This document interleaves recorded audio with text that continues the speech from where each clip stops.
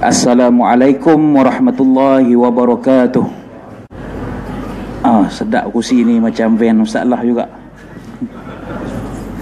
Kami sampai hari petang Jumaat tu, orang Ustaz lah jemput di airport Pulau Pinang, bawa kereta Ustaz lah.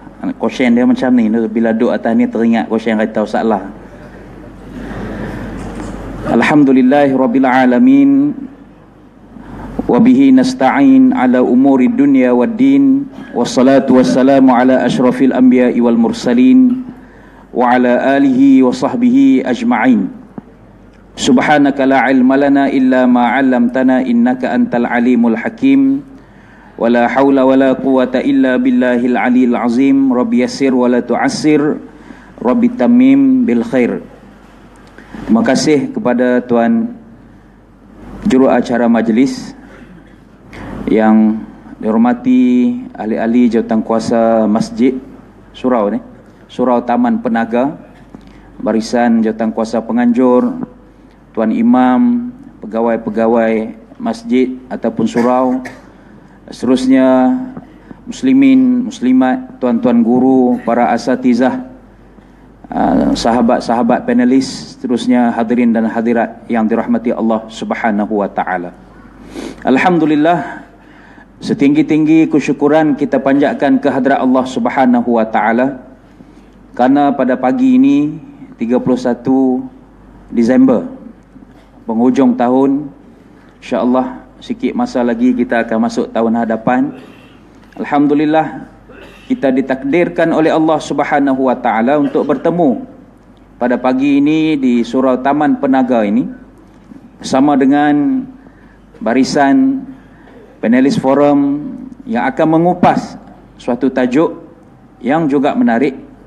Saya perkenalkan panelis forum kita yang tuan-tuan, puan-puan semua sudah sedia maklum akan pengenalan diri mereka, tapi sebagai formaliti perbincangan forum kita yang dibuat pada waktu subuh, alhamdulillah dengan kehadiran yang ramai, yang penuh dalam surau ini. Ini merupakan salah satu daripada tanda-tanda keberkatan penduduk-penduduk yang ada di sekitar taman perumahan ini.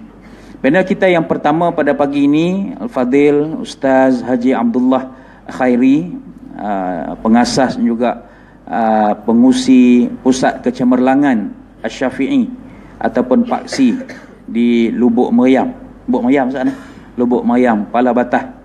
Alhamdulillah, nampak wajah dia pun nampak penat sikit. Maklumlah, dia bermusafir pelayaran 4 hari 4 malam, dan bersama dengan Heliza Helmi, kan, bukan dengan 2 orang sajalah, ramai lagi lah yang mengikut beliau.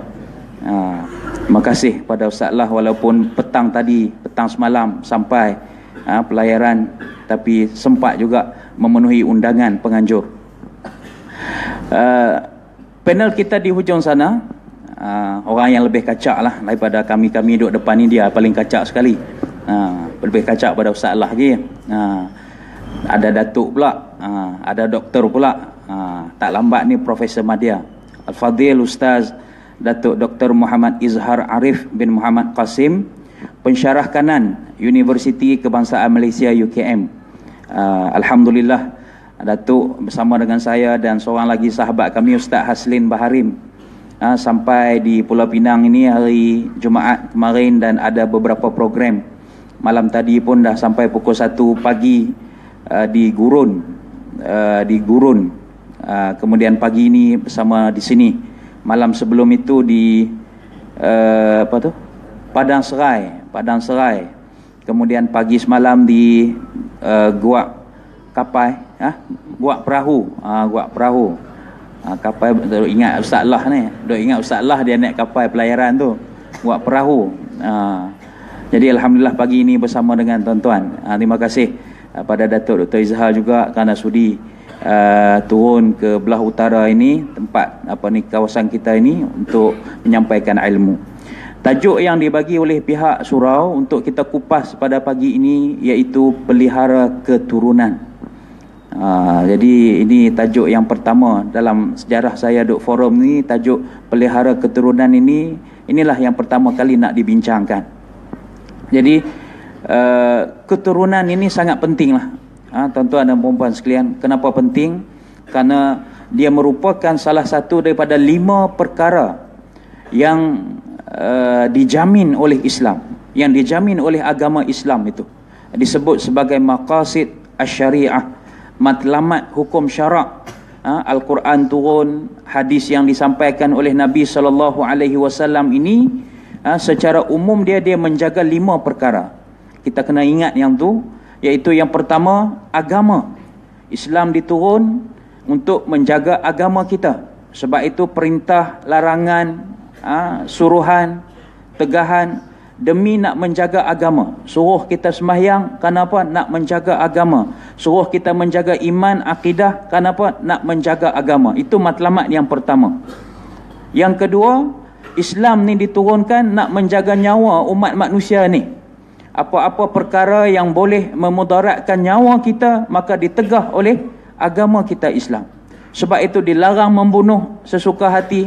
Sebab itu dilarang kita melakukan perkara-perkara yang boleh membahayakan nyawa kita. Naik motor, rempit, bawa kereta tak ikut undang-undang umpamanya, boleh menjerumus kepada bahayanya nyawa kita. Yang ketiga, akal. Islam diturunkan demi nak memuliakan akal. Sebab tu suruh kita datang kuliah, menuntut ilmu di sekolah, di madrasah, di paksi, di masjid, di surau. Kenapa? Demi nak menjaga akal, demi nak membangunkan akal. Islam melarang arak, Islam melarang dadah, kerana boleh merosakkan akal. Itu yang ketiga. Yang keempat adalah keturunan.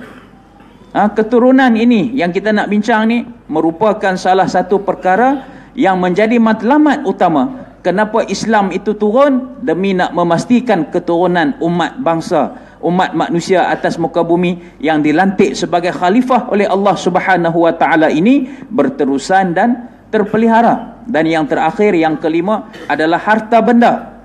Allah Subhanahu wa taala ataupun hukum hakam yang terkandung dalam agama Allah Subhanahu wa taala ini tidak lain dan tidak bukan bagi memelihara harta benda yang dimiliki oleh umat manusia di atas muka. Itu 5 perkara yang menjadi topik ataupun menjadi asas kepada turunnya agama Islam, syariat Islam tu nak menjaga 5 perkara. Tapi pagi ini kita akan mengupas satu perkara sahaja, iaitu tentang keturunan.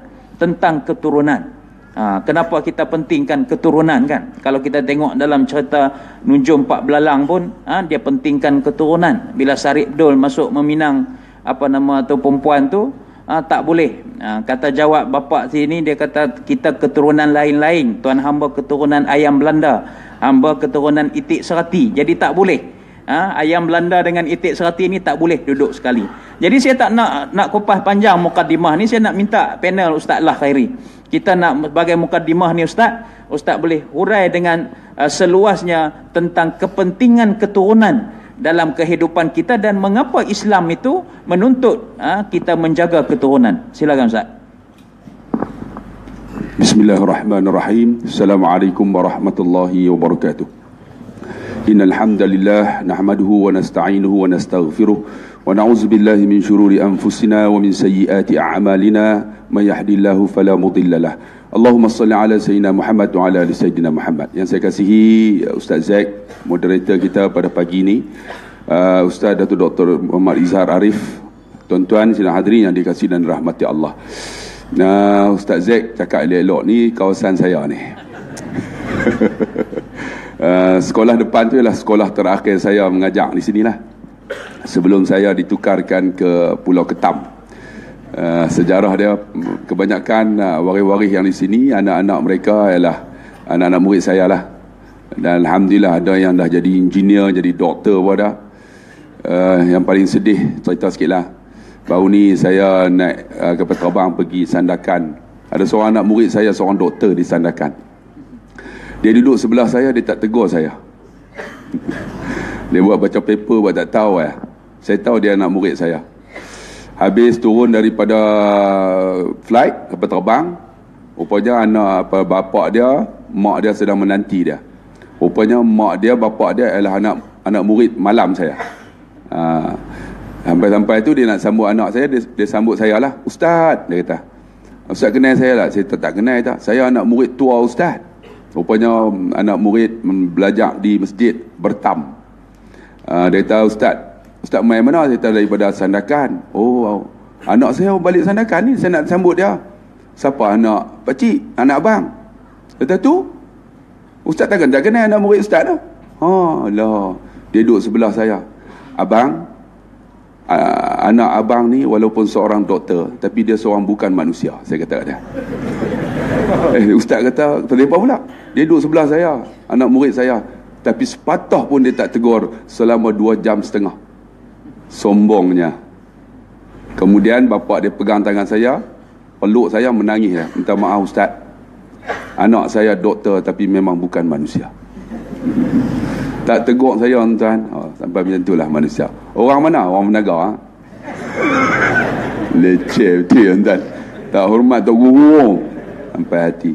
Sebab tu tuan-tuan, Allah Subhanahu wa taala menyebut dalam Quran surah An-Nisa. Allah kata apa?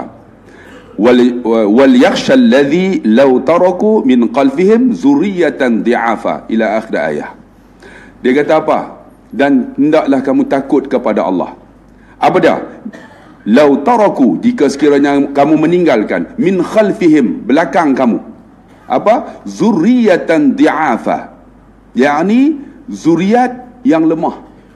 Apa maksud lemah? Maka ahli mufassir dia kata, di antara yang lemah ialah keturunan nasabnya. Contohnya, isterinya berasal daripada keluarga yang kurang baik dan tidak beragama. Menunjukkan bahawa nasab ni benda yang penting. Lagi apa dia kata? Dan jika sekiranya status sosialnya, iaitu pandangan buruk, pandangan masyarakat di kalangan keluarganya, contohnya keluarganya pemabuk, keluarganya pernah berzina, keluarganya benda tak elok, maka benda ni sangat penting tuan-tuan, kita tengok keturunan kita. Allah sebut dalam Quran dalam suratul Hujurat ayat 13, Allah kata apa? Ya ayuhan nasu inna khalaqnakum min dzakarin wa unsa. Wahai manusia, kami jadikan kamu lelaki dan perempuan. Menunjukkan ada pasangan. Mesti ada lelaki perempuan. Pokok mesti ada jantan betina. Dia tak ada pokok jantan boleh jadi buah, tak boleh. Hang tut macam mana jantan pun dia tetap mesti ada yang betina punya. Baru dia jadi buah. Sebab guna Allah kata apa? Ya ayuhan nas inna khalaqnakum min dzakarin wa unsa wa ja'alnakum syu'uban wa qabaila lita'arrafu inna akramakum indallahi atqakum. Dia kata apa? Wahai manusia, kami jadikan kamu lelaki dan perempuan, bersuku-suku, berbangsa-bangsa. Maksudnya dalam dunia ni mesti ada suku, mesti ada bangsa, mesti ada nasab dia. Tetapi yang paling mulia di kalangan kamu, apa tujuan dia? Lita'arafu, untuk mengenal. Lelaki perempuan untuk apa? Untuk ada ta'aruf. Sebab tu tuan-tuan, Siti Hawa dengan Nabi Adam dikeluarkan daripada syurga. Mereka bertemu di mana? Di Arafah. Disebut ta'aruf, Arafah. Untuk kenal balik, bertemu. Sebab tu lelaki perempuan ni nak bertemu ni, kenapa? Lita'arafu. Inna akramakum, kita mengaji bahasa Arab, akramakum ni isim tafdil. Yang paling mulia di kalangan kamu hebat ialah apa? Orang yang bertakwa. Menunjukkan bahawa lelaki perempuan ni hebat macam mana pun mesti letak takwa. Takwa tu apa? Benda yang baik lah. Benar? Maksud dan nasab mesti baik. Ni ada orang tuan-tuan, dia kira bercinta lah. Anak-anak muda, sebelum tu nak tanya lu, mana sini orang muda 20 tahun ke bawah, cuba angkat tengok. 20 tahun. Dan ni tak boleh pakai ni, tua dah. Ada 6 orang. Cerita pasal keturunan tuan-tuan. Siapa 40 tahun ke bawah? 40, angkat tengok 40. Oh, 40 tahun. Dah kahwin dah kan? Yang 20 tahun ni nak teka cerita pasal keturunan ni. Sebab tu adik-adik yang umur 20 tahun ni, adik nak cari adik, seorang perempuan, seorang lelaki, cari keturunan yang baik. Siapa keturunan yang baik? Ustaz lah. Keturunan yang baik tuan-tuan. Sebab apa? Dia akan lahir duriyatan yang baik, yang baik. Kalau duriyat yang tak baik, dia ada masalah. Sebab apa? Kita kadang-kadang tuan-tuan, ada orang dia tak kisah. Ni, kalau nak ikut mesej yang terterima ni, sedih tuan-tuan. Ni semalam ni, Ustaz, saya nak kahwin, mak ayah saya tak bagi. Sedangkan kami dah lama bekerja, pi mana sekali Ustaz. Kami takut nak buat maksiat. Kata pasal apa tak bagi? saya kerja bawah sikit pada anak dia. Maksudnya anak ni manager, dia ni bawah sikit lah, mungkin Rani. Tapi dah lama dah saya nak nikah, tapi mak ayah dia tak bagi. Lepas tu saya kata, lah macam ni senang lah. Dia kata, macam mana Ustaz? Menikah di Songkelah. Bagi halal lu, lepas balik report lah kata. Jadi rakam ni. Tapi nak bagi tahu kata, kan, sampai jadi susah. Saya kata, keluarga ni bagus tak? Keluarga ni bagus, dia kata. Alhamdulillah. Nanti kita akan cerita bagaimana pasangan yang ideal. Tapi nak bagi tahu kata, susahnya tuan-tuan sampai nak berkahwin. Dah keturunan elok, dah ada benda elok, tapi susah. Sebab apa? Sebab ni suami ni, bakal suami ni kurang duit.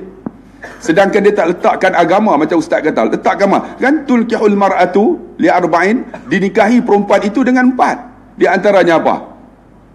Keturunan yang baik, betul tak? Bukan saja harta, bukan saja harta, kecantikan, keturunan, satu lagi apa? Maka agama. Tapi agama dah okey dah, tapi dia cari harta lagi benda ni. Sebab tu tuan-tuan yang dikasihi rahmati Allah, saya tak mau panjang-panjang. Sebab tajuk dia spesifik. Keturunan tu macam mana? Penting ke tak penting dalam Islam? Maka keturunan ni sangat penting. Sebab tu kalau bolehlah ibu-ibu, ayah-ayah, bila anak kita bawa ni pasangan saya, tanya tengok keturunan mana. Bin ada tak?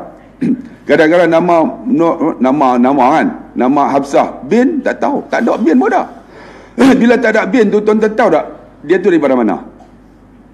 Kalau tak ada bin, lah ni ada anak angkat tahu. Dia tak ada bin, maksud dia tak ada mak ayah, tak ada keturunan dia. Kalau dia bin Abdullah tu, tuan-tuan tengok, Abdullah Khairi ke Abdullah apa? Kalau Abdullah Khairi tu anak saya lah kan. Maksud dia kadang-kadang ni tak tahu keturunan dia macam mana. Tapi kalau ikut tuan-tuan dalam kitab ni, dia kata sunnah Nabi cari keturunan yang baik. Ikut Imam Hanafi, makruh kahwin orang yang tak ada keturunan, tak ada mak ayah. Tuan-tuan tengok dalam kitab, kata Imam Hanafi makruh. Tapi kita tuan-tuan, biar carilah nasab yang baik, kerana ini tuntutan dalam agama untuk melahirkan generasi yang baik, insya-Allah. Setakat itu round pertama kan. Terima kasih pada Ustaz Abdullah. Kan biasa dia round pertama ni dia ambil 45 minit, tapi hari ni 15 minit dia. Kan nampak penat sungguh tu. Jadi alhamdulillah, sebagai mukaddimahnya dia menjelaskan kepada kita tentang pentingnya keturunan ini. Walaupun yang tadi yang Ustaz lah tanya 20 tahun ke bawah ada berapa orang je, tapi tak apa. Yang ada semua ni bakal ada dapat anak, dapat cucu, yang nak pilih menantu, nak pilih keturunan yang lain nanti, insya-Allah kita jadikan panduan dalam kehidupan kita, dalam yang tajuk yang kita bincangkan tentang memelihara keturunan ini. Sebab dia akan berkembang biak daripada ayah, ibu kepada anak, anak kepada cucu, cicit dan sebagainya. Yang ada ini insya-Allah jadi panduan dalam kehidupan kita. Tuan-tuan dan puan-puan sekalian, salah satu wasilah ataupun cara kita nak menjaga keturunan yang baik, nak melahirkan anak-anak keturunan yang soleh dan solehah ini, Islam telah mensyariatkan perkahwinan. Dia tak boleh kalau nak dapat anak kita macam tu saja. Lahir ambil anak di sana, ambil anak sini, tidak. Islam telah menetapkan cara-caranya nak memastikan keturunan yang baik, yang soleh, iaitu melalui perkahwinan. Sebab itu Ustaz lah dah sebut tadi bahawa kehidupan ini antara Nabi Adam dan Nabi Hawa, antara Nabi Adam dan isterinya Hawa itu adalah melalui keturunan, melalui perkahwinan. Daripada perkahwinan inilah berkembang biaknya umat manusia di atas muka bumi ini. Saya nak minta panel kita yang kedua, Datuk Dr. Izhar, mengupas tentang hikmah perkahwinan dalam kehidupan, dalam nak menjaga keturunan menjadi keturunan yang baik ini. Apa hikmah menurut pandangan Islam tentang perkahwinan? Bismillahirrahmanirrahim. Alhamdulillah wassalatu wassalamu ala Rasulil Karim wa ala alihi wa sahbihi ajma'in. Rabbi syrah li sadri wa yassir li amri wahlul 'uqdatam min lisani yafqahu qawli, amma ba'du. Yang saya hormati lagi saya kasihi sahabat saya Ustaz Zakaria Osman. Yang saya hormati lagi saya kasihi kekanda saya, abang long saya, lupa nama Ustaz Lah Khairi. Ya, dan dah lama kami tak bersama dan tak sepentas Jadi alhamdulillah pada pagi ini kami dijodohkan bersama pagi ini dan juga malam ini di Kuala Selangor. Jadi alhamdulillah tuan-tuan dan puan dapat kita sama-sama menghidupkan majlis ilmu. Assalamualaikum warahmatullahi wabarakatuh. Tuan-tuan dan puan, Allah Ta'ala sebut dalam surah An-Nur. Ayat ini cukup mencengkam jiwa tuan-tuan. Apa kata Allah? Ba'da a'udzubillahi minasyaitanir rajim. Az-zani la yankihu illa zaniyatan aw musyrikah. Waz-zaniyatu la yankihuha illa zanin aw musyrik. Wa hurrima dhalika 'alal mu'minin. Al-ayah. Surah An-Nur ayat 3. Apa kata Allah Ta'ala tentang nasab tuan-tuan? Az-zani la yankihu illa zaniyatan aw musyrikah. Lelaki yang kaki zina, mereka ini tak layak kahwin dengan orang biasa kecuali mereka berkahwin dengan seorang perempuan yang berzina juga, ataupun orang musyrikah. Ataupun begitu juga kata Allah Ta'ala, wazaniyatu, manakala perempuan yang biasa berzina, yang kaki berzina dan tak bau bertaubat, kata Allah Ta'ala, tempat mereka, suami mereka yang patut duduk dengan mereka tak lain dan tak bukan kaki zina juga, ataupun seorang lelaki yang musyrik. Dan mereka ini semua diharamkan ke atas orang-orang yang beriman. Tuan-tuan, itu sebabnya bila sebut tentang tajuk ini, kenapa Allah nak bagi tahu perlunya jaga nasab. Bukan bermaksud ayat ini ada pula kata, ustaz, tengok dulu dia punya nasab. Kalau kita nak kahwin, oh Masya Allah, dia bin Abdullah atau binti Abdullah. Ingat, kadang-kadang kita kena faham apa maksud ayat ni. Ayat ini untuk wanita-wanita, lelaki-lelaki yang kaki zina tak nak taubat.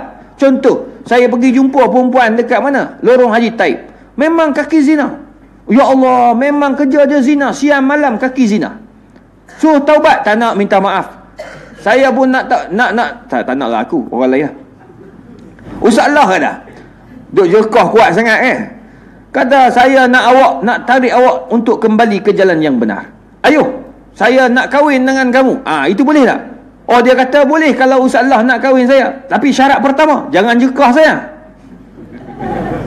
Yang kedua, saya akan teruskan dengan kerja saya sebagai penzina, maka hukumnya haram.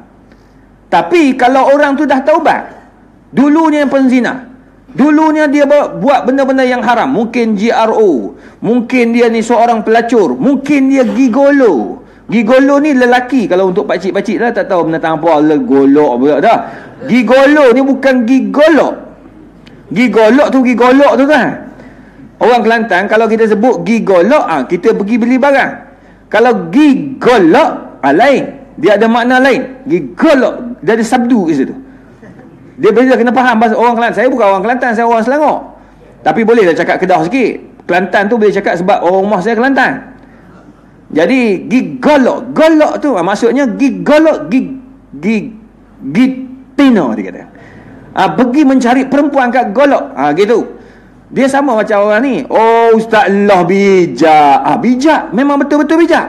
Kalau dia ni, oh Ustaz Allah bijak, lain dah makna. Ustaz Allah nawak, menipu maksudnya, buat bijak. Jadi tuan-tuan, tengok, bila kita ni, kadang-kadang ada orang dia pergi dah kahwin dengan orang lelaki ataupun perempuan yang berzina, sebagai contoh, nak jadikan dia punya teman hidup, maka hukumnya haram. Tapi isu dia sekarang, bila kita tengok orang tu dah taubat, dia gigolo, dia wanita yang pernah berzina, kemudian taubat jadi orang baik, boleh tak kita nak kahwin dengan dia? Jangan tuan-tuan, boleh ke tak boleh? Boleh tak boleh? Boleh lah, sebab dia taubat. Kan Allah dah bagi tahu, tubu ilallahi taubatan nasuha. Orang tu dah taubat, sudahlah, tutup aib dia. Janganlah kamu bagi tahu alhamdulillah dengan izin Allah, letak dalam Facebook tu, bangang. Letak dalam Facebook, oh alhamdulillah saya telah pun berjaya mentaubatkan seorang pelacur dan sudah menjadi isteri aku. Jangan ada cerita pelacur tu. Ambil kaedah innallaha sitirun wa yuhibbus sattar. Allah nak kita tutup aib orang. Sudah, selesai masalah. Sama juga macam anak tu, anak zina. Tak payahlah kita kaji sampai ke dalam. Memanglah Islam suruh jaga nasab. Mungkin orang tu dia terlanjur, jangan main-main bang. Bab zina, tuan-tuan, jangan cakap kita keturunan kita tak pernah berzina. Jangan cakap macam tu. Perempuan ni adalah ujian Allah untuk orang lelaki. Sungguh saya cakap. Ni, tadi dia bisik saya. Wih, Sokoi dah. Pergi naik kapal dengan apa? Dengan Eliza Hilmi. Tu suka tu tuan. Ya Allah, tu baru Eliza Hilmi, bini tak main dia kuasa. Dia kalau bini datang tak sebut nama perempuan lain. Gatal tuan. Tapi nak bagi tahu, perempuan tak boleh tuan. Tu bab saya ingat masa saya belajar dengan Datuk Haruddin. Belajar Darul Syifa. Dia abang apa? Dia kata macam mana keadaan sekalipun kita, jangan main-main dengan perempuan. Lelaki, perempuan pula jangan main-main dengan lelaki. Itu sebabnya Allah Ta'ala dah bagi tahu, jaga-jaga dengan zina. Wala taqrabuz zina, jangan mendekati zina sebab ia sangat bahaya. Itu sebabnya muslimin muslimat yang dirahmati Allah, dia pesan apa? Dia kata, ingat, manusia ni bila ada lelaki dan perempuan berdua-duaan, maka fasyaitanu stalisuhuma, syaitan akan duduk di antara mereka. Tu ingat, orang yang ada songkok, gegak songkok tu tuan. Sungguh, jangan main-main. Saya pergi Mekah nak bagi cerita ni dengan Ustaz lah. Tahun lepas ke? Tahun lepas. Tak, sebelum tu. Sebab pasal aku pergi ngahang naik ekonomi. Aku pergi dengan syarikat lain, dia bagi bisnes. Iyalah, kita ceramah letih-letih, dia bagi ekonomi letih tu kan. Tak apalah, dia tak ada duit, tak ada masalah. Saya pun naik bisnes. Bayangkan kita balik dari umrah ni, duduklah kita ni, duduk pasang apa ni tu, apa nama? Seat belt. Lepas tu tingkap tu si mamat sebelah ni pergi tutup. Jadi pramugari ni Malaysia. Orang Malaysia, saya baca doa daripada Mekah sampai ke KL. Baca doa dulu. Kita baca doa habis semua, duduklah kita pakai jubah apa semua ni. Mari apa pramugari kata, "Ustaz, tumpang lalu ya, nak buka tingkap." Patut dia suruh orang buka. Dia buka, dia tahulah pramugari Malaysia terkoyak sampai atas. Aku kat depan tu, tarik, terkoyak. Allahu Akbar, la ilaha illallah. Itu baru balik Mekah. Berapa kali tawaf aku buat. Bergegak otak tu kan. Bini tak bawa pula. Dia tak apalah, bini 24 jam dengan dia. Tuan-tuan, sakit kepala otak tu kan. Bila nak sampai KL, baru nak terbang tuan-tuan. Tu baru sekali tengok pun. Aku tertengok bukan nak tengok. Tertengok siapa suruh dia lalu ke depan. Aku dah kata jangan. Tapi main-main, itulah fitnah wanita. Nabi berdoa, Allahumma inni a'udzubika min fitnatin nisa. Ya Allah, aku minta jauh daripada fitnah wanita. Itu sebab jangan main. Oleh sebab itu tuan-tuan, Allah Ta'ala syariatkan apa? Kahwin. Antara hikmah perkahwinan Allah dah bagi tahu dalam Quran, wa min ayatihi an khalaqa lakum min anfusikum azwaja.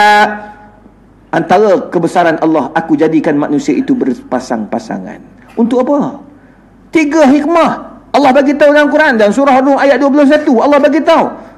Apa dia? Wa min ayatihi an khalaqa lakum min anfusikum azwajan litaskunu ilaiha, untuk kamu tenang bersama dengan kekasih kamu itu, pasangan kamu.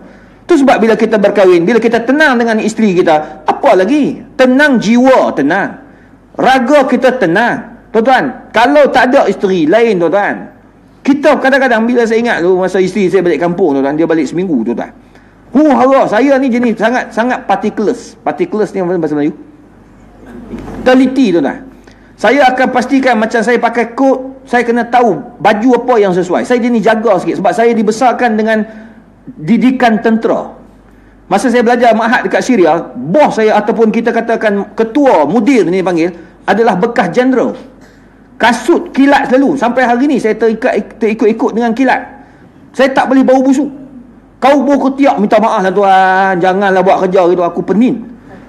Bilik saya tu memang kalau budak bau masuk bau ketiak, memang saya halau keluar.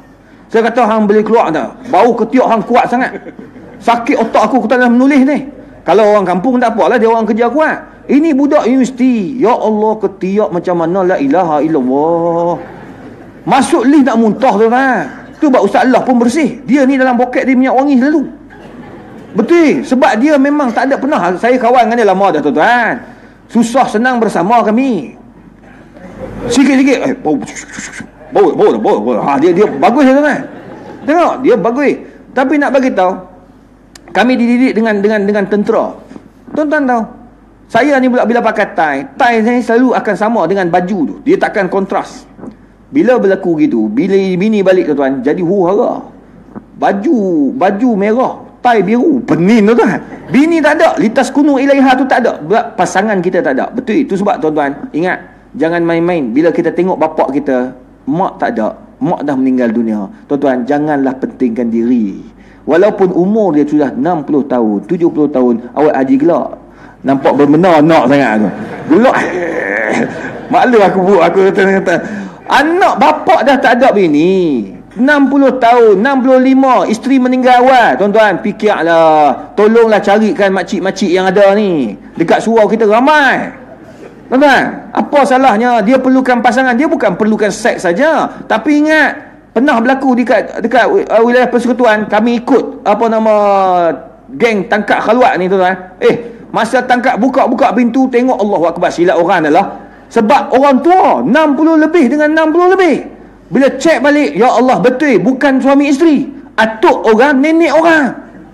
Maknanya dia tak kira umur. Nak berzina ni anytime. Tu sebabnya Allah suruh kita berkahwin. Untuk apa? Litaskunu ilaiha, untuk kita melepaskan kasih sayang kita bersama mereka. Litaskunu ilaiha wa ja'ala bainakum mawaddatan wa rahmah. Allah nak bagi pada kamu, tuan-tuan, kasih sayang. Selain daripada kasih sayang, Allah nak bagi kamu ini ketenangan jiwa.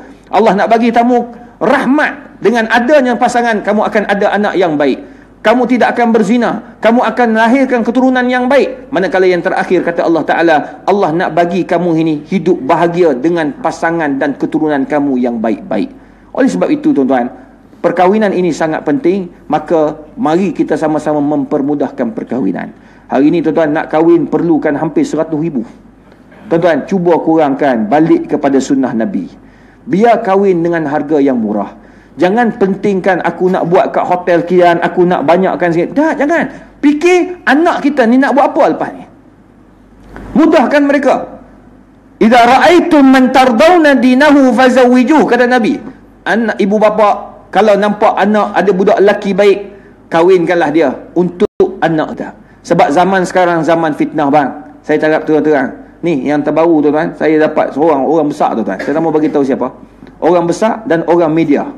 Mudah cerita, bekas pelakon. Orang pelakon lah. Tapi dia ni orang besar. Tapi tuan-tuan, nak cakap, dia telefon saya. Dia kata, Ustaz, tolonglah Ustaz. Ni baru dalam minggu ni. Sampai saya terpaksa telefon Datuk Dr. Naim, sahabat saya, Ketua Hakim Mahkamah Rayuan Syariah. Tapi dia tak angkat. Nak tanya, pening tak payah jawab, tuan-tuan. Dia kata, Ustaz, saya nak maklum pada Ustaz, tolonglah Ustaz. Saya ni ada masalah. Apa dia? Saya sudah berkahwin dan mempunyai anak 4 orang. Tengok jangan main. Saya sekarang ni mempunyai ada 4 orang dan suami saya ni alhamdulillah masih dengan saya. Cuma saya nak cerita, anak keempat saya ni, Ustaz, sekarang ni sudah pun umur 12 tahun. 12 tahun, tuan-tuan. Dia cakap dengan saya, Ustaz, anak ni sebenarnya kalau nak ikutkan bukan anak suami saya. Terkejut saya, tuan-tuan. Dalam IC bin suami, binti suami. Saya kata, macam mana boleh macam tu? Ustaz, ketika masa kami ada clash, masa tu saya ada 3 orang anak, saya ada hubungan dengan lelaki lain. Saya bersama dengan lelaki lain. Saya berzina dengan lelaki itu. Saya pun tak sangka. Sedar-sedar saya mengandung anak lelaki tersebut. Tuan-tuan, bayangkan, anak tu lepas tu, tapi dia nak bagi tahu tak jadi. Dia nak ingatkan dia akan bercerai dengan suami dia. Tak bercerai. Nak jadikan cerita, jodoh dia panjang. Bila jodoh panjang, dia clash dengan bekas kekasih ni. Berzina dah. Tengok-tengok mengandung 2 bulan, tuan-tuan. Dia tak nak bagi tahu siapa, dia takut sebab masa tu dia tengah top. Dia malu, dia kata, ya Allah, takkan nak bagi tahu. Lah kali dia teruskan juga dengan suami, anak tu dilahirkan, kemudian anak tu dibinkan kepada bapak. Sekarang ni macam mana dia punya nasab? Anak perempuan.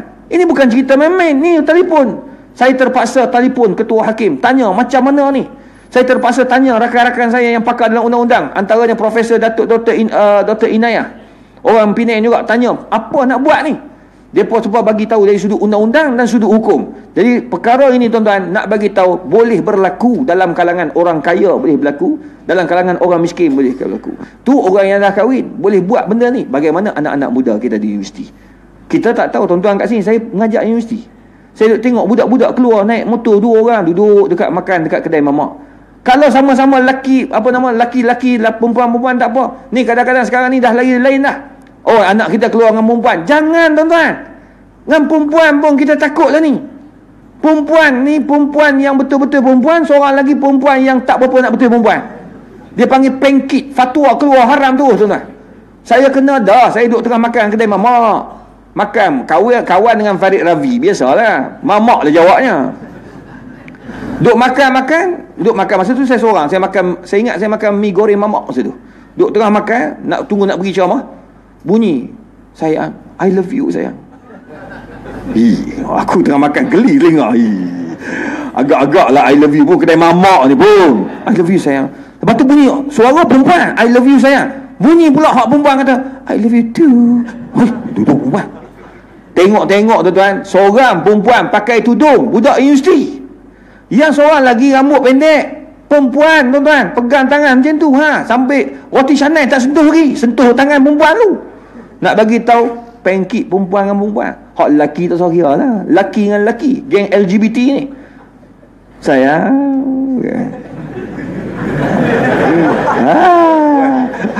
Apa tak pening kepala tuan-tuan. Ni nak bagi tahu ni, malam saya sempatlah pergi ada kawasan tu, saya pergi dengan sahabat dia. Nak lawak dia. Orang muda, lelaki perempuan, lelaki badan sandor tu. Hai, kejut tu betul. Nak kata lelaki tegur lelaki sama-sama lelaki lembut ni, nak bagi tahu akhir zaman tuan. Itu sebabnya cara nak matikan semua benda ini tak lain dan tak bukan kahwinkan anak kita. Bila kahwin, insya-Allah tuan-tuan, dia tidak akan buat perkara-perkara yang diharamkan, sebab inilah syariat yang diajar oleh Nabi Muhammad sallallahu alaihi wasallam. Wallahu alam. Jadi itulah pentingnya perkahwinan ni tuan-tuan dan puan-puan sekalian. Sebab dengan perkahwinan ini dia menjadi asbab untuk kita memelihara keturunan kita. Sebab itu Nabi SAW sebut, ya ma'syarasy syabab, man istata'a minkumul ba'ah falyatazawwaj fa innahu aghaddu lil basari wa ahsinu lil farji. Wahai anak-anak muda, kata Nabi seru orang-orang muda, ya ma'syarasy syabab, man istata'a minkumul ba'ah falyatazawwaj. Wahai anak muda, siapa yang mampu berkahwin, berkahwinlah. Fa innahu aghaddu lil basari, karena dengan sebab perkahwinan itu dia mampu menjaga pandangan kamu. Wa ahsinu lil farji, dan dia memelihara kemaluan kamu. Dengan sebab mata, dengan sebab kemaluan, dia boleh merosakkan keturunan tuan-tuan dan puan-puan sekalian. Sebab itu Islam dia turun nak menjaga keturunan ini, dia syariatkan perkahwinan dalam agama kita. Jadi isu-isu masalah-masalah sosial yang berlaku seperti yang Datuk Dr. Izhar sebut tadi adalah berpunca daripada hawa nafsu, sebab tidak berkahwin. Maka dengan sebab perkahwinan itu dia sekurang-kurangnya menutup pintu hawa nafsu daripada perkara-perkara yang boleh merosakkan keturunan kita itu. Dan dengan sebab perkahwinan itu juga dia mampu melahirkan generasi keturunan yang baik. Cuma Imam Al-Ghazali rahimahullah ta'ala mengatakan bahawa nak melahirkan anak yang baik ini, kita perlu mencari pasangan hidup yang baik juga. Dia proses bermula nak melahir keturunan itu, dia perlu bermula dengan proses mencari pasangan hidup yang baik. Yang ni kita serah pada yang pakar. Macam mana nak mencari pasangan hidup yang baik ni, Ustaz lah yang pakarnya. Kan? Jadi kita minta Ustaz untuk jelaskan kepada kita, huraikan tentang ciri-ciri pasangan hidup yang baik, supaya yang hak belum kahwin lagi ni boleh cari pasangan hidup yang baik, atau yang sudah kahwin macam di hujung sana pun boleh cari juga, pasal dia duduk sembang kuat sangat. Silakan Ustaz. Alhamdulillah tuan-tuan. Macam mana kita nak cari pasangan yang baik? Pasangan yang baik ni dia bagi sendiri sampai 20. Kalau 20 sampai pukul 9. Tuan-tuan boleh tunggu tak? Tuan-tuan boleh tunggu, tuan-tuan tunggu kami nak balik. Sebab saya malam ni ada di Puncak Alam. Sebelum Puncak Alam ada di Shah Alam, kuliah maghrib. Jadi pukul 9 kena bertolak dah. Ada 2 program. Lepas tu pagi tu ada di Putrajaya. Putrajaya sekali juga kita. Kita 2. Ustaz dah sekali. Dia pengusi. Lepas tu malam lusa kena balik pula, ada di Masjid Abdullah Fahim dengan Samsul Debat. Allah Akbar. Yang tu lah kerja. Rupanya lagi sibuk tuan-tuan. Jadi tuan-tuan yang dikasihi rahmati Allah, pasangan ideal dia bagi 20 ni. Saya nak ambil 1-2 sudah. Pertama, pasangan ideal itu, orang yang bagus pasangan itu, di antaranya akidah dia kena betul. Akidahnya kena kuat. Bukan saja betul, kena kuat pegangan akidahnya. Alhamdulillah, saya jumpa Ustaz Shah Shamugam, kan? bila dia menerima Islam, tuan-tuan, dia ditawarkan isteri pada dia. Bapak tu, pak mentua dia tawarkan isteri kat dia. Bagi kan, ambil ni anak saya. Kerana apa? Kerana Ustaz Syah Chamugam ni, kalau tuan-tuan tengok, Allah, jangan tanya, Hindu gelap sungguh, aku tengok minta berkenan. Tapi nak kata akidah dia hebat, ditawarkan anak kan. Saya pernah forum dengan dia, tapi kadang-kadang sedih juga, tuan-tuan. Baru ni pengurusi tu, saya dengan ini mempersilakan, dia nak sebut Ustaz Syah Chamugam tu, lambat sangat. Terus dia kali kat saya, Hindu tu nama apa dah? Dah lah pakai mikrofon tu kan. Orang dengar satu masjid, kawan dia punya malu. Dia boleh tanya Hindu tu nama apa. Agak-agak patutlah, tuan-tuan kan. Tapi nak kata walaupun dia tu Hindu, tapi Allah bukakan hidayah kat dia. Dia seorang yang hebat. Dia belajar agama. Bapak dia tu seorang kuil tu bagaimana? Sami Hindu. Tapi alhamdulillah, tuan-tuan, Tuhan buka hidayah dia. Lah, orang yang hebat. Jadi kita nak cari macam mana? Kalau boleh pasangan itu, pasangan yang ada agama lah. Akidah tu maksud dia ada pegangan dengan agama. Sampai Tuhan pun tak percaya ni, tak tahulah kan. Ada orang berjumpa saya, Tuhan pun tak percaya, penin lah kan. Maksud dia ada.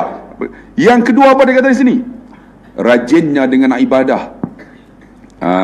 Rajin dengan ibadat, buat ibadat. Kalau hidup, saya sebut selalu, kalau hidup tak pernah sebut la ilaha illallah, boleh mati dengan la ilaha illallah. Ada harapan, tuan. Ni kalau saya dengan pelayaran Islamik ni, dia jealous, tuan, pergi dengan Haliza Helmi. Dia cukup marah, tuan. Haliza Helmi kalau sebut dia marah.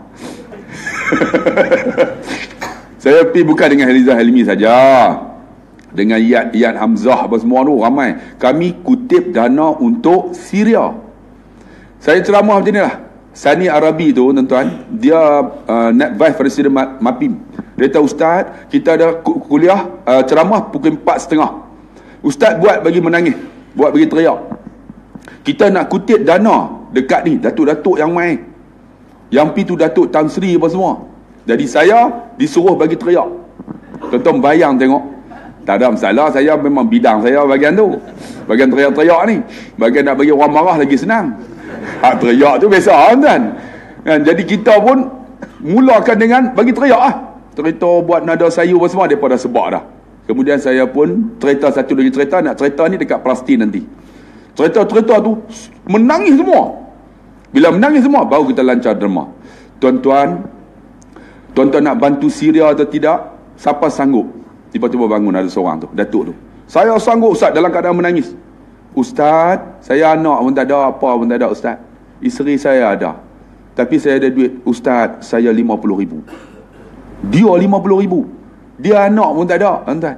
Allah, anak tak ada, cuma ada isteri, tapi kaya. 50,000. Bila dia 50,000, orang pakat bangun. 40,000, 40. Dalam masa 3 jam, 1 juta dapat. Saya dalam hati, bagi teriak Ustaznya 1 juta. Ni ceramah kat 7.30 dah, haram bubur sekepiang. Tabung jalan ni orang RM1 semua. Saya kata, Allah, 1 juta tuan-tuan dapat. Saya kata, ya Allah, hebatnya. Selalunya kita ceramah paling kuat pun 30,000 ya. Ni 1 juta. Kira dia main abang tu tak. Tapi yang baru tu, habis-habis tu main seorang makcik.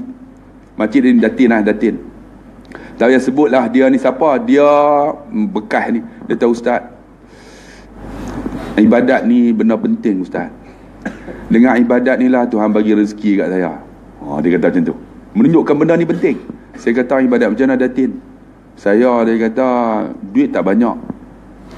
Tetapi Ustaz, bila saya cakap orang percaya. Ni yang main belakang ni, dia kata 20 orang. Ni semua ni Datin-Datin semua ni. Kalau Tan Sri, bini dia panggil apa? Puan Sri. Ni semua Puan Sri semua. Kalau Datuk, Datin lah. Kalau Tuan, Puan lah. Kalau Po, Nan lah. Dia kula bagi santai-santai. Tidak boleh lena semua. Ni tengah duk merapu boleh lena apa.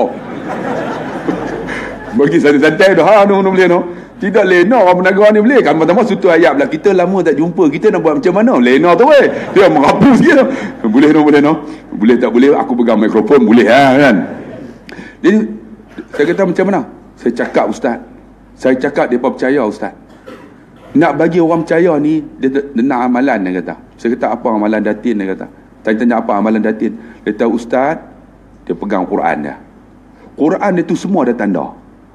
Dia bukan ustazah. Dia bukan ahli agama. Tapi sebut ayat, dia boleh sebut ayat ni dekat mana. Ni, ayat ni turun kat mana? Ni kat mana? Maksud dia hidup dengan Quran. Bila hidup dengan Quran, dia cakap orang percaya.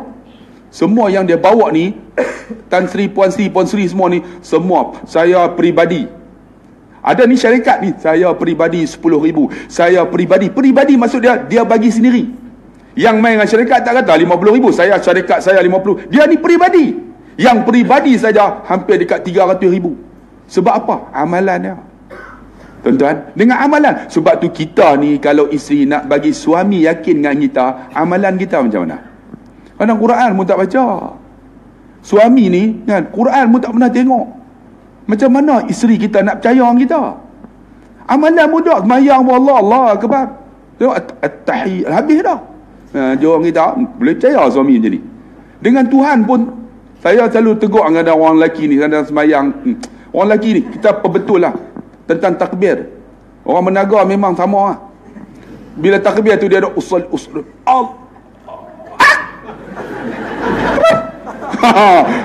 Tolong buang lah. Hampa gelak apa aku tengok dah subuh tadi. Macam-macam ada. Allah akbar. Macam tu apa dah. Kita ni nak qasad ta'arud ta'yin tu kan, duk mengaji apa munatul musalli ni, mengaji niat ni benda yang terlintas, bukan benda yang ingat. Ibadat ni benda yang simple. Kita nak niat ni benda yang terlintas. Aku nak main semayang subuh dah, dia tu. Ni kita duk usalli sahaja aku semayang fardu subuh 2 rakaat. Tak jadi. Boleh tak jadi tak semayang dah tu. Kalau boleh tak payah sekali sudah. Allahu akbar. Dia. Ni kita duk tu yang jadi Allah. Atromen pada atromen. Allah. Tak mau bang. Ibadat kita ni biar simple, tapi betul mengikut syariat. Sebab apa? Bila ibadat kita betul tuan-tuan, alhamdulillah, kita buat yang lain senang. Quran kita baca, semayang. Tentu tengok apa makcik-makcik, cuba tengok suami kita semayang. Tahajud tak pernah bangun. Bang, tahajud ni kalau bangun dia ada keistimewaan dia. Nak cerita tak reti. Seminggu kalau tak boleh pun sekali pun jadilah. Dia ada kekuatan. Kan, kita buat qiyamul lail baru ni di atas kurus tu.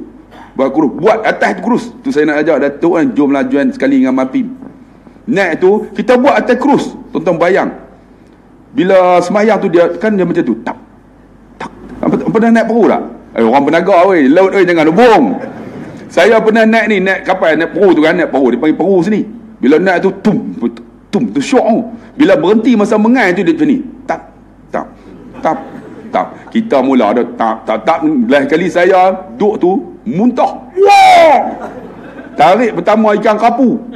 Tarik kedua kapu, dia pegang kapu, tetap kapu. Naik kali tu kita muntah. Wah! Ikan apa tak naik dah. Dia kata bawa hang terakah laut ikan tak timbul. Allah akbar. Ni, naik saya qiyamul lail, rokok dia kapal besar tapi dia ni. Macam tu. Saya pun tak apalah. Bila naik kita kata apa? Nabi kata aqrabu ma yakunu 'abdun 'inda rabbi fa wasajidun. Paling hampir aku dengan hamba masa sujud. Fa aksiru minad doa banyak-banyak. Saya kata ni kita nak sujud ni, doa banyak-banyak masa sujud. Maka Nabi kata masa doa tu ya beku menangislah. Fa illam tabku fatabaku. Tak boleh paksa saya kata. Jadi masa sujud tu saya nak panjang. Kita doa banyak-banyak. Masa sujud tu kan panjanglah. Allah kapal tak. Saya Allah bukan Allah apa nak muntah. Allah duk tak boleh jadi lah. Allah akbar tu tahiyat. Bagi salam tuan-tuan. Tengok Pak Imam tak ada. Duduk. Wah, muntah.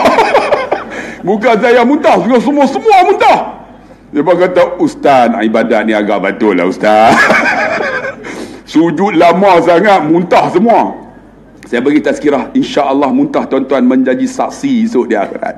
Dia berkata saksi ya, ni saksi muntah tak apa nak tengok.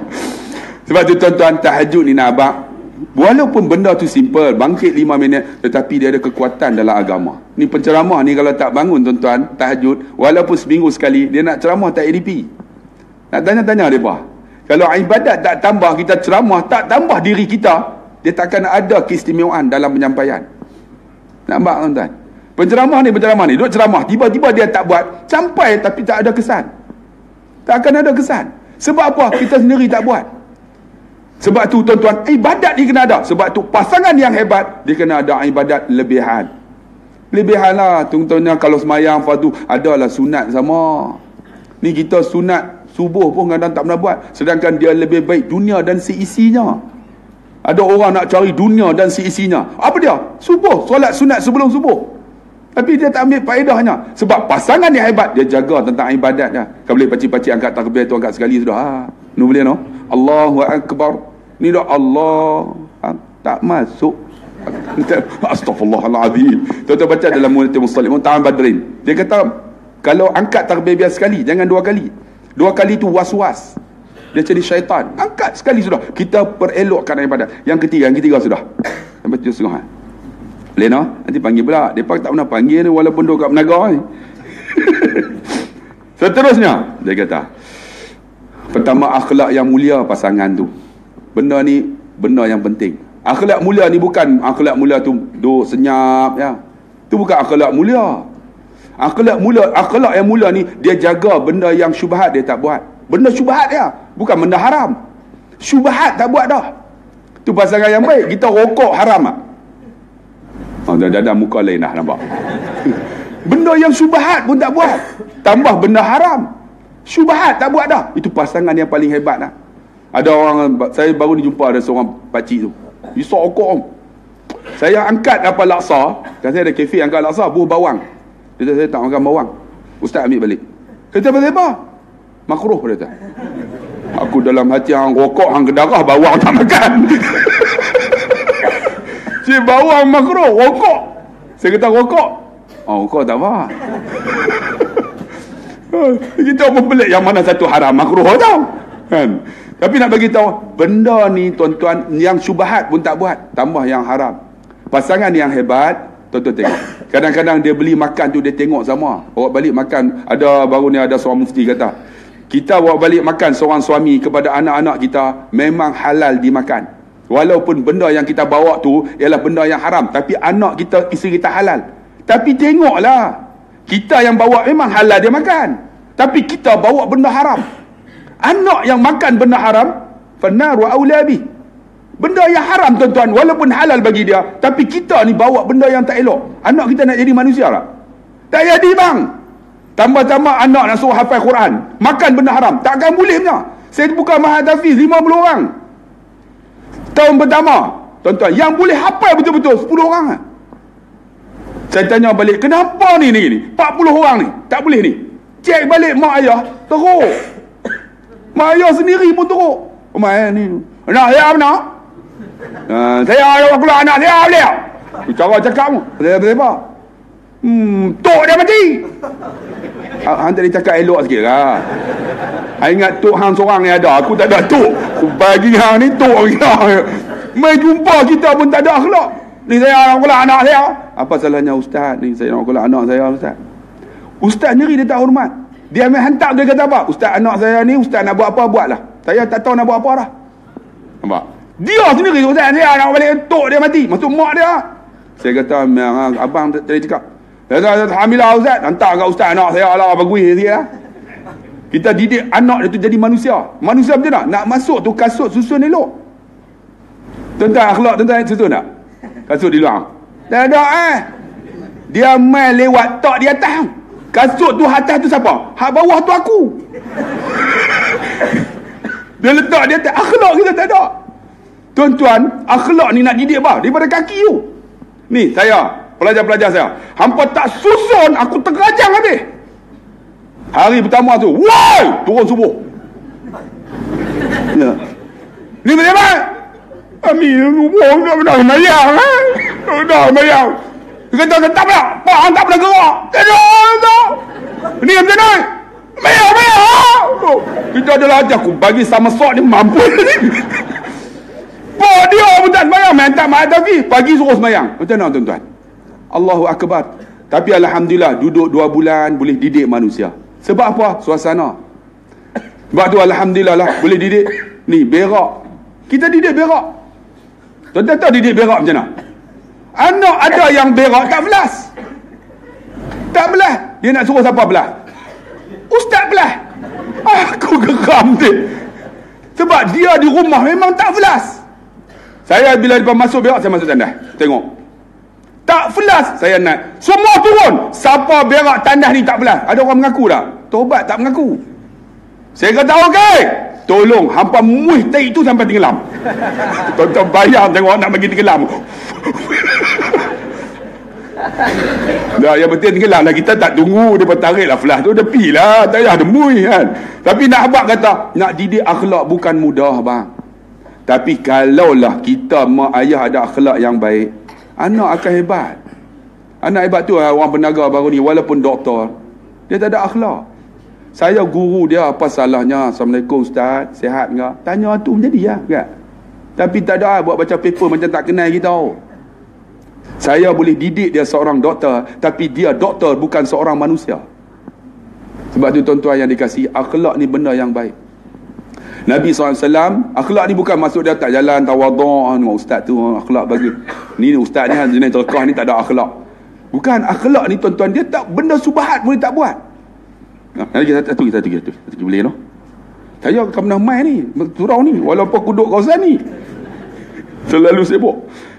Seterusnya dia kata, orang yang hebat dia menjaga kedua ibu bapaknya. Ini pasangan yang hebat.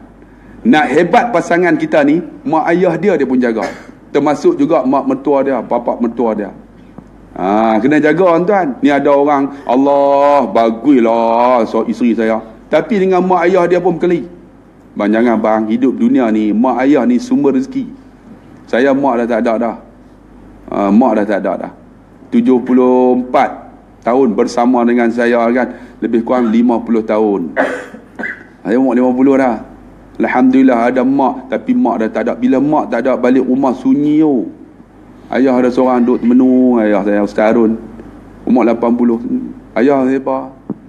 Mak tak ada, kata aku sunyi ya. Saya kata, kita nak sebut, mak nak cari seorang lagi. Dia sebut dah. Hampa jangan sebut, dia kata. Setakat ni ada sebut kan. Hampa jangan sebut, kata, pasal nak menikah. Aku tak mau dengar, kata. Setakat ni lah kan. Mana nak tahu. Hati orang jantan ni dia berbolak balik tuan. Tambah baju putih sebelah ni tak boleh pakai. Hijau dia lagi teruk. Lah pelik pula, putih, merah, hijau. Pasangan bersatu yang ni. Aku bersatu lah.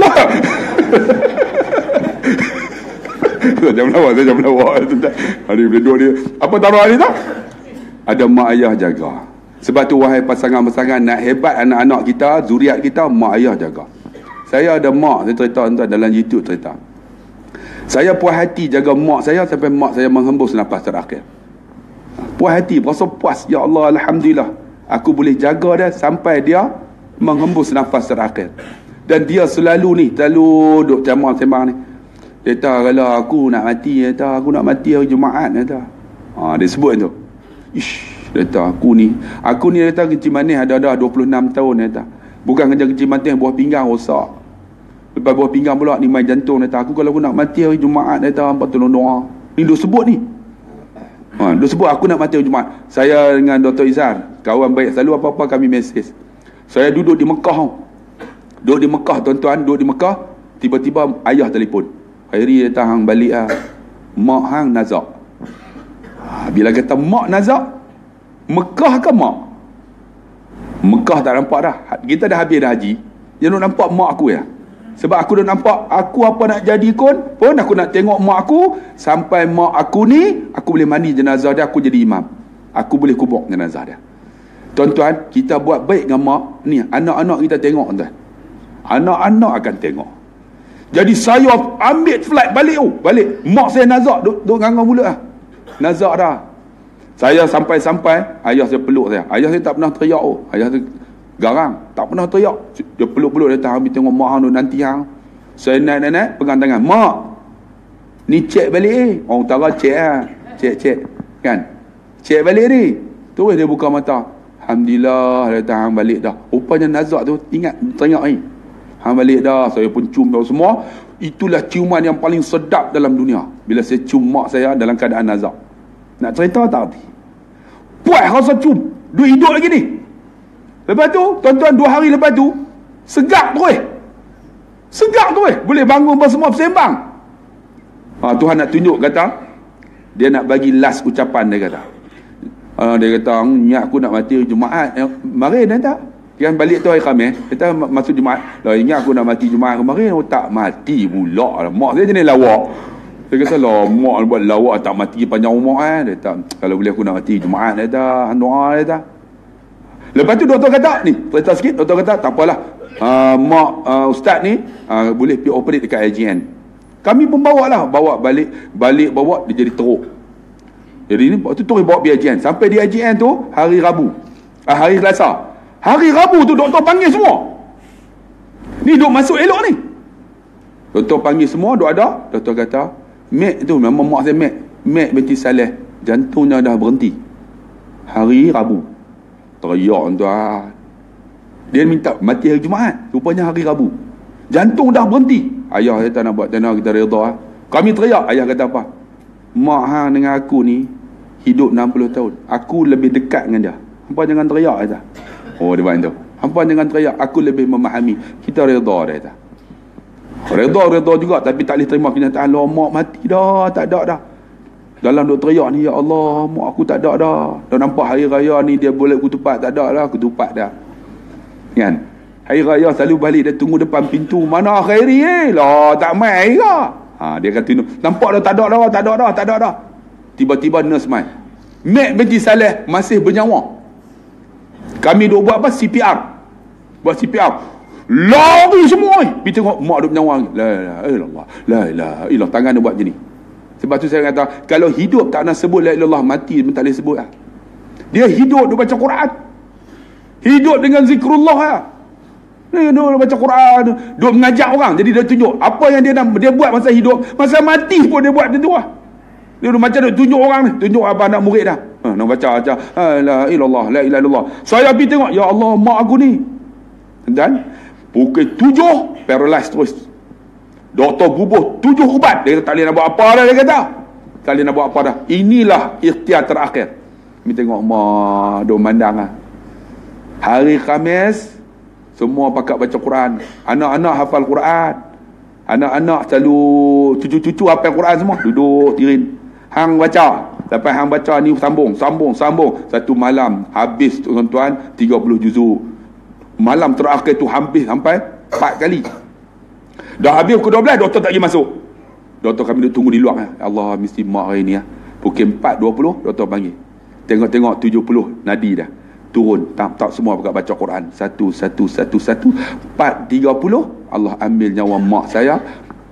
Pagi Jumaat pukul 4.30 mati hari Jumaat. Saya pun tengok, ya Allah, mak aku. Bila dah habis ambil jenazah mak, buat turun, tiba-tiba mai 2 orang ustazah ringkas cerita. Ni siapa ni? Ni mak kami. Ustazah, boleh tak? Ni mak kami. Dia tak kenal saya, ustazah tu. Teruk betul ustazah tu. Penceramah pun tak kenal. Boleh tak kami nak mandi jenazah mak kami? Dia sila. Dia tak kenal kami. Kita pun mandilah. Kan? Bila dah mandi apa semua, saya pegang ayat siram mak. Masa siram tu, semua pakai amin. Cucu ni baca. Hang baca. Sambung ayat. Semua bakat baca Bismillahirrahmanirrahim, Alif Lam Mim. Sambung habis juzuk, sambung hafal Quran. Sambil tu saya ambil pegang ayat. Curi dekat mak. Sambil curi saya sebut, ya Allah, kau jadilah ayat yang kena mak aku ni. Kau gugurkan dosanya seperti mana ayat ini kena jatuh ke bawah, ya Allah. Saya curi. Semua teriak. Ustazah tadi tengok teriak. Dah habis semua apa semua ni, siap angkat tak kapan? Ustazah ni tanya ayah saya, ni siapa? Dia kata, ni lah anak-anak cucu saya. Dia kata, beruntunglah makcik ni ada anak cucu macam ni. Dia kata, boleh mandi jenazah mak dia, tok dia. Ayah kata, alhamdulillah, aku didik mereka jadi agama. Sebab tu tuan-tuan, kita dalam hidup kita ni, kalau ada mak ayah macam tu, ni anak-anak dia tengok ni. Saya kata, kalau esok ayah mati, ayah dah selesai dengan mak ni, dengan tok, hampa esok macam mana? Anak-anak kata, saya ada 6 orang anak. Kalau ayah mati, kata, kami nak buat macam tok, mandi jenazah ayah. Tapi saya pun lawa, agak-agak janganlah bagi mati lagi, bagilah lambat lagi, hampa nak mandi pun. Kan? Sebab apa? Ni akhlak jaga mak ayah kita. Sebab tu tuan-tuan yang ada ni, siapa jaga mak ayah dia, anak-anak akan tengok, dia akan jaga kita. Sebab apa? Waladun salihun yad'ulah. Yang kita tinggal anak soleh yang boleh doa. Tak ingatlah doa lah, nak buat apa. Sebab tu 4 akhlak ni, insya-Allah 4 ciri ni, itulah pasangan yang ideal, akan melahirkan juga zuriat yang ideal di sisi Allah Subhanahu Wa Taala. Cukup setakat tu. Terima kasih banyak-banyak. Kita jumpa di lain masa. Wassalamualaikum. Terima kasih pada Ustaz Lah di atas perkongsian yang menarik ya. Tuan-tuan dan puan-puan sekalian, 4 ciri pasangan yang ideal yang perlu ada. Tadi sebut akidah, kemudian tentang kepentingan kita menjaga ibadah dalam kehidupan kita seharian, kemudian kita menjaga akhlak, dan yang keempat tadi menjaga kedua ibu bapa kita, itu yang sangat menyentuh hati dan perasaan kita.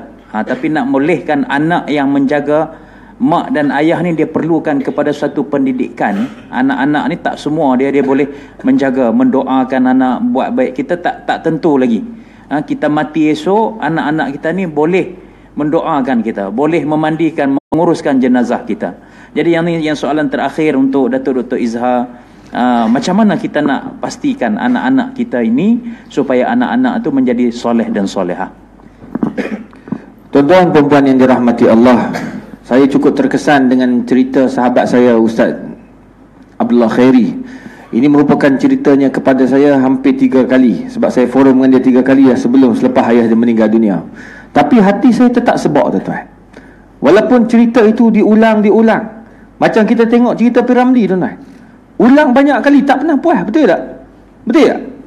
Memang kita akan tak puas. Kalau cerita Melayu sekarang, Mr. Pilot tak nak tengok dah, muak tengok. Tapi Piramli kita ulang-ulang, kita akan dapat insaf banyak pengajaran yang ada dalam cerita Piramli. Kalau nak tahu pengajaran dalam cerita Piramli, itu panggil Datuk Kazim, dia tahu, tuan-tuan. 3 jam bantai benda tu ya. Tu memang kepakarannya. Tapi cerita ni, tuan-tuan, cerita tentang seorang ibu.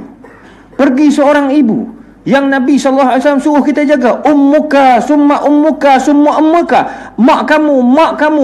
Lepas tu ayah kamu. Tuan-tuan, kita ni hidup ni, tuan-tuan, kena ingat, anak-anak ini adalah fitnah.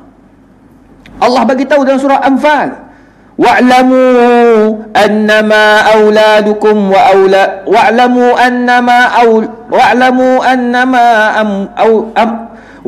annama amwalukum wa auladukum fitnah. Tengok betul rabuk pagi-pagi. Padahal ngapal Quran ni, lapak.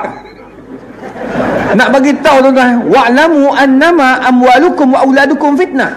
Ingat, percayalah, harta kamu ni dan juga anak-anak kamu adalah fitnah. Tuan-tuan, fitnah ni macam mana kita nak buat? Kata Syekh A'id Al-Qarni, nak didik anak ni, pastikan ada beberapa perkara yang kita kena buat dan Nabi dah ajar dah. Bahkan kata Imam Al-Ghazali, adibu auladakum, adabkan anak-anak kamu. Tapi nak adab ni bila? Kata A'id Al-Qarni, pertama, tuan-tuan, mulakan didikan anak itu ketika dalam kandungan rahim lagi. Itu sebabnya apa yang kita kena buat bila isteri kita sedang mengandung, tuan-tuan, isteri baca Quran banyak-banyak. Kalau banyak tengok Korea, orang kata, ustaz, zaman sekarang cerita Korea, nak bagi anak keluar macam cerita Korea. Keluar, tuan-tuan, hidung kepek, tak tahu kenapa dia kepek. Dah, bukan masalah tu. Han tengok Korea ke han tengok Hindustan, dia akan tengok keturunan kamu juga. Nak keluar macam Syahruhan, macam mana hidung semua kembang, takkan keluar, dia akan ikut keturunan. Itu sebabnya, tuan-tuan perempuan, yang kita nak biar akhlaknya baik, apa yang kata Nabi SAW? Nabi kata, banyakkan membaca Al-Quran. Itu sebabnya bila kita mengandung, apa yang kita kena buat? Banyakkan baca Quran. Pegang Quran tu. Pegang Quran, kita baca, kita pegang perut. Ada orang ajar, dia kata, ulama ajar macam mana? Dia kata, pusingkan perut tu masa kita baca Quran tu, pegang. Pegang tu kita usap macam ni perut kita. Orang perempuan lah yang mengandung tu. Saya tak pernah mengandung, tapi kita tengok orang mengandung dia buat gitu. Kalau kajian, isteri saya dia buat kajian tentang masters dia dalam bidang pendidikan awal kanak-kanak. Dia masters ni, PhD pun bidang yang sama. Nak bagi tuan-tuan perempuan, nak bagi budak ni, rupanya barat dah kaji dah. Nak bagi budak ni aktif, bila dia lahir dia bijak, otak dia dirangsang dengan baik. Letak lagu-lagu muzik dekat perut. Kalau letak lagu rock, budak tu akan lebih cergas. Letak lagu-lagu, dia banyak pada lagu. Tapi kita tak payah baca lagu, tak payah letak lagu, kita baca Quran. Pegang Quran tuan-tuan. Anak kita lain tuan-tuan. Saya cakap tu terang, anak saya ada 2 orang anak, alhamdulillah. Saya ada anak lelaki, anak perempuan dan anak lelaki. Kami berebut tuan-tuan. Masa kat Mesir tahun akhir dekat universiti, saya Syria sebelah, lepas tu pergi Mesir setahun. Tuan-tuan, masa pergi kat Mesir kita berebut. Lambat, saya dapat anak lambat 6 bulan ke 7 bulan lepas tu tuan-tuan. Sampai isteri marah lah. Dia kata kenapa tak mengandung? Sabar. Orang kita pula juga tanya. Jumpa tak mengandung ni lah. Isteri kata tak lagi. Kawat ni. Kata mandai apa? Dia kata Mesir. Sakit hati aku tuan.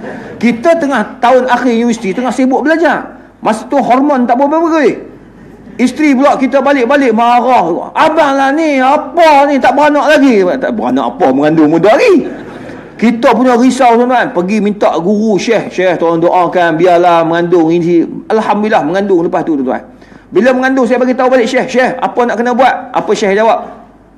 Kul lah, bagi tahu kepada isteri kamu itu, biar dia baca Quran. Dan bila dia baca Quran, pegang perut dia tu, sentiasa bacakan Al-Quran. Tuan-tuan, betul. Alhamdulillah, isteri saya punya happy. Masa tu dia tak kerja, dia cuti tanpa gaji. Tuan-tuan, bayangkan, dia dapat khatamkan Quran 5 kali. Ni anak perempuan. Saya doa, ya Allah aku nak anak perempuan. Isteri saya doa, ya Allah aku nak anak lelaki. Berebut doa tuan-tuan. Kita pakat tengok siapa Allah makbulkan. Alhamdulillah Allah makbul doa saya. Saya nak anak perempuan sebab saya suka anak perempuan. Allah makbulkan. Tapi nak bagi tahu, sementara nak keluar tu tuan, 5 juzuk isteri habis Quran. 3 juzuk baca Quran, 2 lagi 3 kali khatam Quran biasa, 2 kali tu dengan terjemahannya. Tuan-tuan, alhamdulillah anak yang keluar tu nama Nur Aisyah Az-Zahra. Perangai dia memang betul-betul perangai Quran. Sungguh tuan-tuan. Umur dia masa tu baru 4 tahun, alhamdulillah boleh baca Quran. Umur dia darjah 2. Darjah 2 tuan-tuan, tak mau buka tudung lah. Keluar pakai tudung ni. Dia tangan kecil tuan-tuan. Cari stokin tangan. Ni stongan ni. Mana boleh pergi kedai paling kecil dah kita bagi, hak paling small. Tak boleh pakai jatuh, pakai dia kata usui malulah nampak aurat. Kita pun bagi tahu, "Dik, kakak, aurat apa kakak balik pun tak lagi." "Tak apa kak, tangan kakak tu bukan aurat." "Tak boleh apa-apa aurat. Nanti orang tengok dia nafsu." Allahu Akbar. Kita kata sabar kakak tak lagi. Kakak masih baru darjah 2. Dia kata, "Papa tahulah papa ustaz." "Tak, mungkin papa, tak apalah papa. Yang penting papa ustaz, tapi kakak rasa kakak tak selesa." Tengok dia ikut. Dia macam dia ikut mak dia. Maknanya tuan, mak dia, isteri saya bukan ustazah. Dia orang sains, biologi tok. Memang ni macam ni lah, bidang biologi.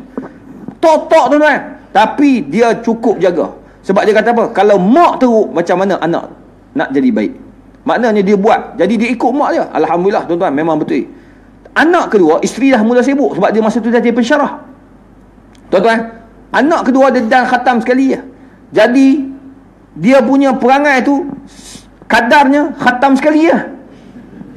Anak pertama 5 kali. Lain tuan-tuan, perangai 5 kali khatam. Yang ni 1 kali khatam, perangai 1 kali tuan-tuan. Telanjang bulat tiap-tiap hari.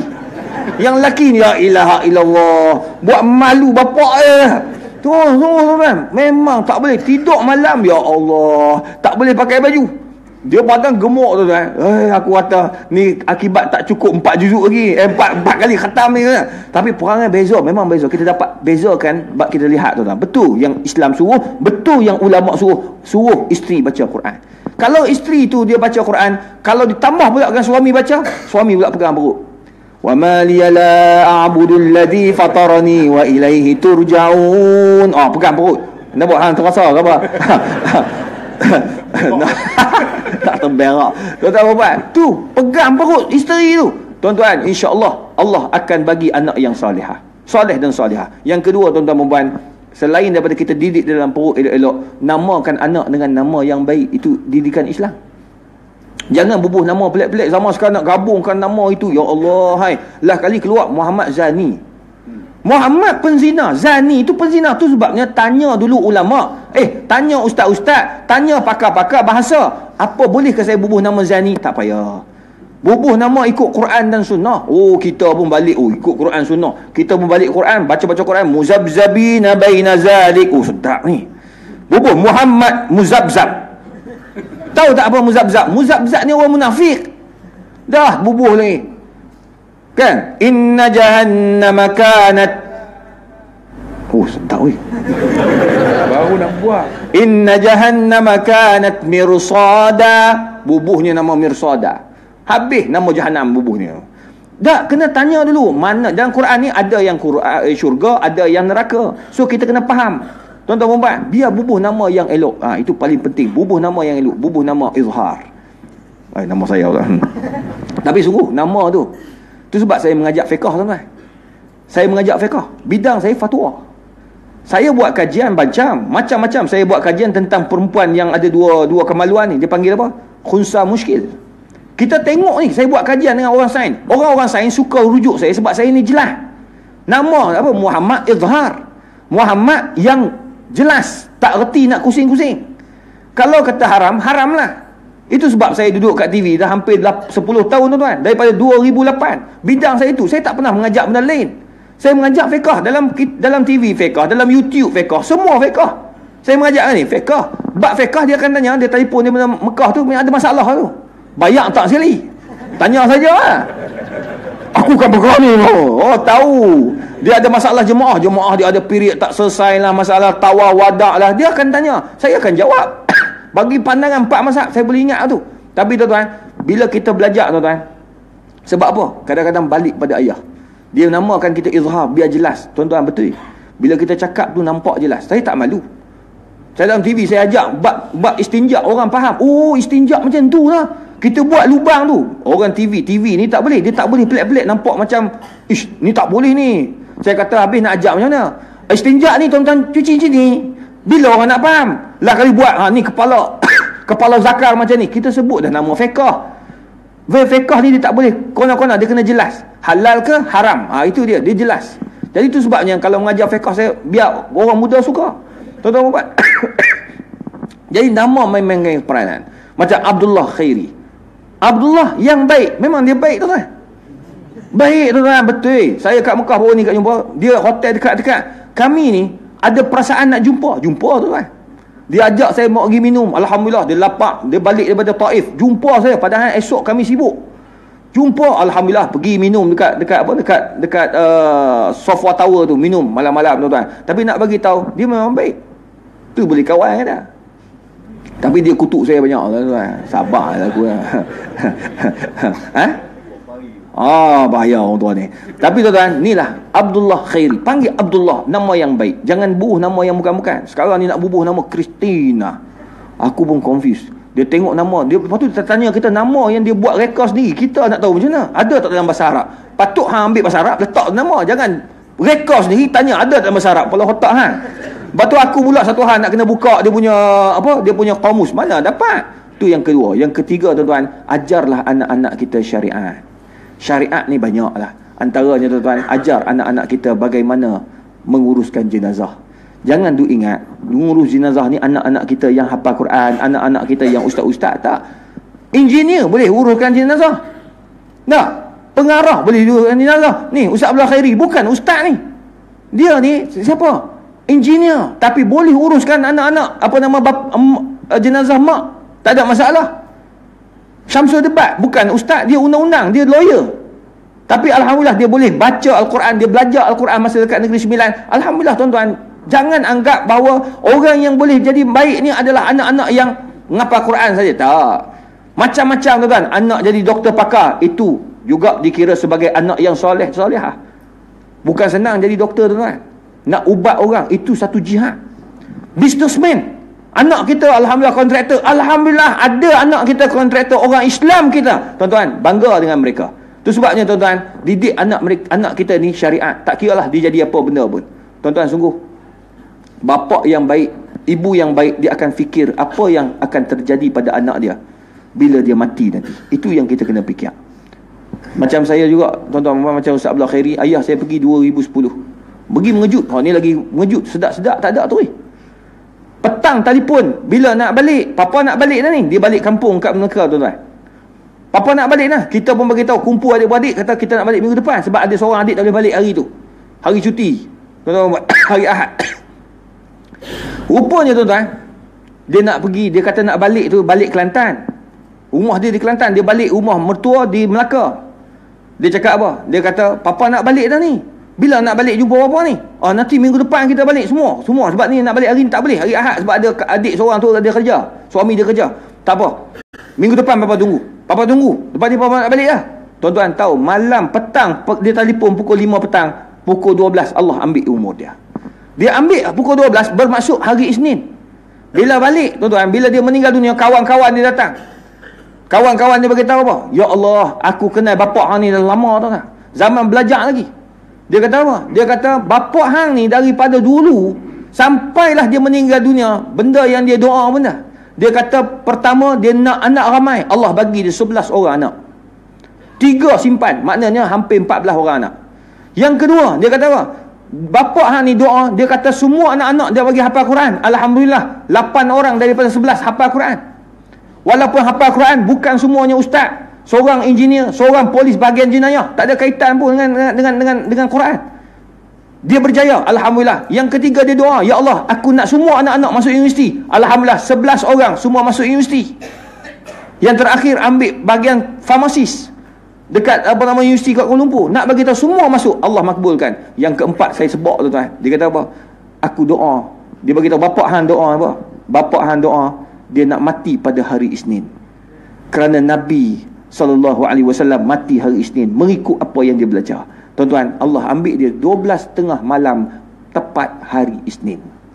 Tuan-tuan, nak bagi tahu, memang dia sangat rapat. Dia memang baik sungguh, tuan-tuan. Dia sama juga. Dulu dia bukan orang yang rajin sembahyang, tapi dia bertaubat setelah dia pindah ke Kelantan. Dia belajar dengan Datuk Ni Aziz Ni Ahmad.